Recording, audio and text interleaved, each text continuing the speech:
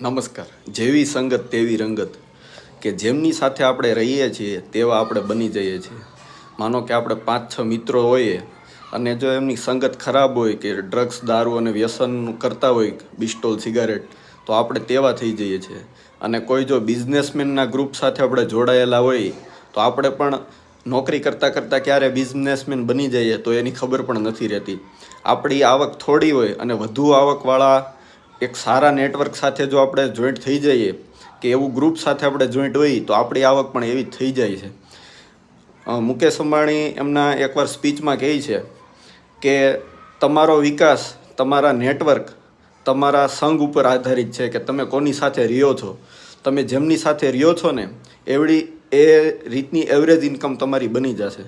તો આમાં કહેવાનું એટલું જ છે કે જ્યારે પણ તમે મિત્રો બનાવો છો તો ત્યારે એનું ખાસ કાળજી રાખો કે તમે તમારા મિત્રો કેવા બનાવ્યા છે। જ્યારે તમારા બાળકો કોઈ એમના મિત્રોનું સર્કલ છે તો એ ચેક કરો કે મિત્રનું સર્કલ એનું ઓકે છે કે નહીં। કારણ કે ખરાબ જો મિત્રો મળી જશે તો એ દારૂ જુગાર અને બીજા વ્યસનો કેદી કરતા થઈ જશે। એ આપને કોઈને ખબર પણ નહીં પડે અને જ્યારે ખબર પડશે ત્યારે ખૂબ મોડું થઈ ચૂક્યું હોય છે। તો કહેવાનું એટલું જ કે સંગ એવો કરો કે જેથી તમારું જીવન હેપીનેસ રહે, ખુશ રહે અને જીવનમાં ખૂબ આગળ વધો। એના માટે જેટલામાં જેટલું બને તો સારા માણસો સાથે બેસવા ઉઠવાનું વધારેમાં વધારે રાખો। કારણ કે એમના વિચારો, એમની વાણી, એમની વાતચીતનો પ્રકાર, એમની બોડી લેંગ્વેજ એ બધું જ આપણા ઉપર અસર કરે છે કે આપણે જીવન કેવું જીવવું। કારણ કે આપણે આપણી આજુબાજુમાં જેવા લોકો છે તેમને જોઈને જ આપણે આપણું જે બોડી લેંગ્વેજ છે, આપણું વર્તન છે, આપણી વાણી છે તો એ કરતા હોઈએ છીએ।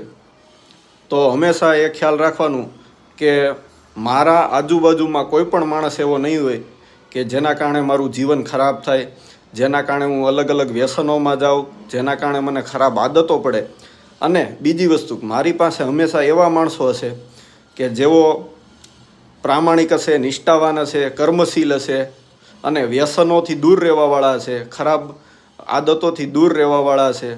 તો એવા લોકોની એક ટીમ સાથે હું જોડાયેલો રહીશ। એવા લોકો જ મારા મિત્રો હશે, મારી આજુબાજુનું નેટવર્ક છે એ એવું જ હશે અને જેના કારણે હું મારો વિકાસ કરી શકીશ। તો છેલ્લે એટલું જ કહેવાનું કે જેવી સંગત એવી રંગત, કે જેવા લોકો સાથે રહેશો એવું પરિણામ તમને મળશે। Thank you so much. જય હિન્દ, જય ભારત। અને આ વિડીયો ગમ્યો હોય તો વધુમાં વધુ શેર કરજો અને આ ચેનલને સબસ્ક્રાઈબ કરવાનું ભૂલતા નહીં।